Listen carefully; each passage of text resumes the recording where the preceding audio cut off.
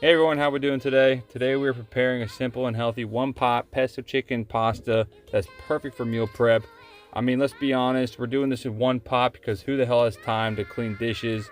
On your busy weeknights, many people definitely struggle to find a quick and nutritious meal to prepare for the week, and that's why we're making it today. If you have time to make your own pesto, I will show you that in this video. If not, that's okay. You can buy it from the store. It's not that big of a deal. Also, all the measurements you see in the video are for 8 servings. I will have 5 servings below for a usual week. I'm just making this for my wife and myself.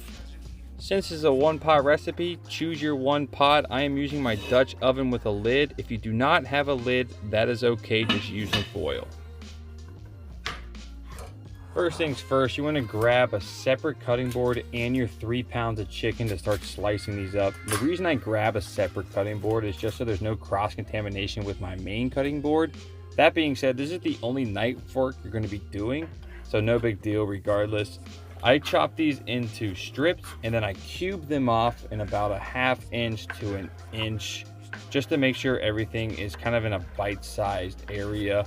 No matter how big or small you make these chunks, you just want to make sure that they're kind of the same size. This helps in cooking and making sure everything is around the same doneness when you move on to the next step of this recipe.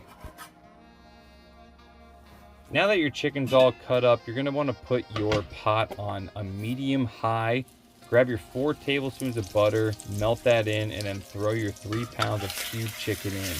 The goal here is to cook the chicken just so it's brown on the outside. It does not have to be fully cooked through. It takes about 3 to 4 minutes. You can see stirring constantly definitely helps. Once that is browned, you're going to grab your 4 tablespoons of minced garlic. You can use the pre-minced or mince up your own garlic, doesn't really matter. Toss that in and let it get fragrant. Now that our garlic is fragrant and our chicken is browned, we're going in with our chicken stock. This is going to be what cooks our penne pasta. Once you have that all in, give it a nice little mix, put the lid on and simmer for at least 12 minutes. As I stated earlier in this video, we are making our pesto from scratch. You do not have to do this. You can buy it from the store if you so please. I prefer to make it because it tastes better. We have basil, parm, garlic, pepper, salt, olive oil, and pine nuts. Roast your pine nuts on a medium high. Do not put oil in your pan. Dry roast these. While your pasta is cooking and your pine nuts are roasting, grab a blender or a food processor to mix together this pesto. I prefer to start with the basil because picking the leaves off the stem can be tedious and kind of a burden. 2 cups of fresh basil into the blender, and always make sure to stir your pine nuts while we're doing this. The next step is to take the pine nuts, toss them into the blender. Doesn't matter if they're cold or hot, just throw them in. 2 teaspoons of sea salt, 4 teaspoons of garlic or 4 cloves, 1 teaspoon of black pepper, and 1/3 cup of fresh grated Parmigiano Reggiano. As we round third with this pesto recipe, we're going to be juicing 1 lemon. You're going to see we're going to add a little bit more later, and then 1/3 cup of extra virgin olive oil. The more you add, the runnier the pesto is going to be. The less you add, the chunkier it's going to be. This is all just personal preference.